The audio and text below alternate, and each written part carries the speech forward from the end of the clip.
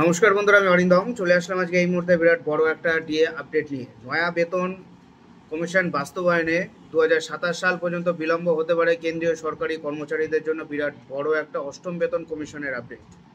কেন্দ্রীয় সরকারি কর্মচারী এবং পেনশনভোগী যারা 2026 সালের জানুয়ারি থেকে বেতন এবং পেনশন বৃদ্ধির আশা করছেন, তাদের আরও 1 বছর অপেক্ষা করতে হতে পারে, কারণ অষ্টম বেতন কমিশনের সুপারিশ কার্যকর হতে আরও সময় লাগতে পারে।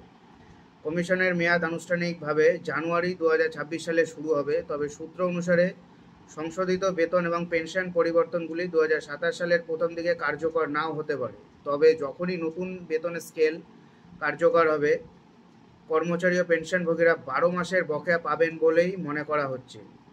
নতুন বেতন কমিশনের প্যানেল সম্পর্কে অবগত একটি সরকারি সূত্রের মতে, নতুন কমিশন গঠনের 15 থেকে 18 মাসের মধ্যে তার সুপারিশগুলো চূড়ান্ত করতে পারে। কমিশন চূড়ান্ত সুপারিশ জমা দেওয়ার আগে একটি অন্তর্বর্তী প্রতিবেদনও জমা দিতে পারে, তবে সম্পূর্ণ প্রতিবেদনটি 2026 সালের শেষের দিকে আসবে, অন্য একটি সূত্র জানিয়েছে।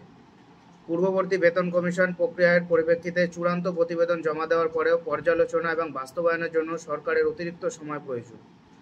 এর মানে হলো যে বেতন এবং পেনশন বৃদ্ধি শুধুমাত্র 2027 সালের প্রথম দিকে কার্যকর করা হবে। এদিকে রিপোর্ট অনুসারে কেন্দ্রীয় মন্ত্রিসভা আগামী মাসে অষ্টম বেতন কমিশনের শর্তাবলী অনুমোদন করতে পারে। সরকার কমিশন গঠনের চূড়ান্ত প্রক্রিয়া রয়েছে এবং মন্ত্রিসভা থেকে অনুমোদন পেলেই এটি আনুষ্ঠানিকভাবে প্রদান করা হবে। এরপরে 2025 সালের এপ্রিল থেকে কমিশনের কাজ শুরু করতে পারবে। সরকার 2016 জানুয়ারি 2025-এর অষ্টম বেতন কমিশন ঘোষণা করেছিল। তারপর থেকে কমিশনের শর্তাবলী, টিওআর ও প্রক্রিয়া সম্পর্কে অনেকগুলো গুরুত্বপূর্ণ অগ্রগতি হয়েছে।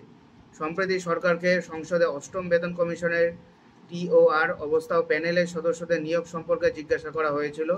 উত্তরে সরকার বলেছে যে নতুন প্যানেলে বিজ্ঞপ্তি, চেয়ারম্যান, সদস্য এবং টাইমলাইনের বিষয়ে সিদ্ধান্ত যথাযথভাবে নেওয়া হবে। কেন্দ্রীয় কর্মচারী ও পেনশনভোগীদের বেতন ও পেনশন উন্নত করতে কেন্দ্রীয় মন্ত্রিসভা অষ্টম বেতন কমিশন অনুমোদন করেছে, তবে কমিশনের চেয়ারম্যান ও সদস্যদের নিয়োগের বিষয়ে এখনও কোনো সিদ্ধান্ত হয়নি। এখনও পর্যন্ত national counselling of joint consultative machinery অর্থাৎ জেসিএম এর স্টাফ সাইড রেফারেন্সের শর্তাবলীর জন্য তাদের সুপারিশ পাঠিয়েছে। স্টাফ সাইডের টিওআর সরকারি কর্মচারী এবং পেনশনভোগীদের বেতন কাঠামো, ভাতা এবং সুবিধাগুলিতে বড় পরিবর্তনের দাবি করেছে। এর মধ্যে একটি গুরুত্বপূর্ণ সুপারিশ হলো কিছু বেতন স্কেলের একত্রীভূতনের সাথে সম্পর্কিত, যাতে বেতন ব্যবস্থাকে সরলীকরণ করা যায় এবং কর্মজীবন বৃদ্ধি সংক্রান্ত সমস্যাগুলি দূর করা যায়। সরকার এই বিষয়ে অর্থমন্ত্রক, প্রতিরক্ষা মন্ত্রক, স্বরাষ্ট্র মন্ত্রক এবং কর্মী ও প্রশিক্ষণ বিভাগ থেকেও পরামর্শ চেয়েছে, অর্থাৎ একটু দেরি হতে পারে।